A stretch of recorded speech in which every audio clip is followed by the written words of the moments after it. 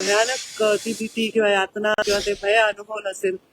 माझा स्वभाव आहे तो जास्त त्या खोलात जाऊन विचार करत होते.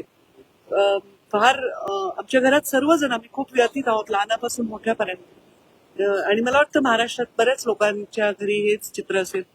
अत्यंत वाईट वाटलेलं आहे लोकांना. तर नवीन नवीन काही दिवस हे वाटणार आहे भय सगळ्यांना की अरे बापरे काय बिघड, कारण जे माहीतच नाही ते माहीत झालंय की असंही होऊ शकतं. तर वाटणं साहजिक आहे, पण आता त्याला पर्याय नाहीये. प्रत्येकाला आपलं काम आणि कर्तव्य करावं लागतं.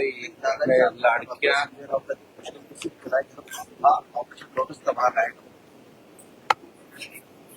मला याचं काय उत्तर द्यावं खरंच कळत म्हणजे I have no words to even express तेवढ्या त्याचे विचारही मला करता येत.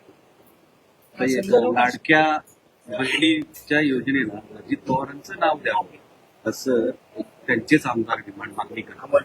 तर मुख्यमंत्री नक्कीच ह्याच्यामध्ये निश्चित निर्णय घेतील आणि ते जे योग्य निर्णय घ्यायचा ते त्यांच्या पाठीशी आम्ही.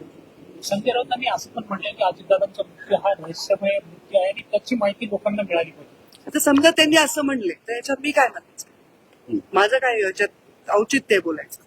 मी आतापर्यंत कोणाही व्यक्तीच्या कॉमेंट्सवर कॉमेंट करून मीडियाच्या लाईमलाईट मध्ये येत नाही. मी माझे मुद्दे घेऊन येते.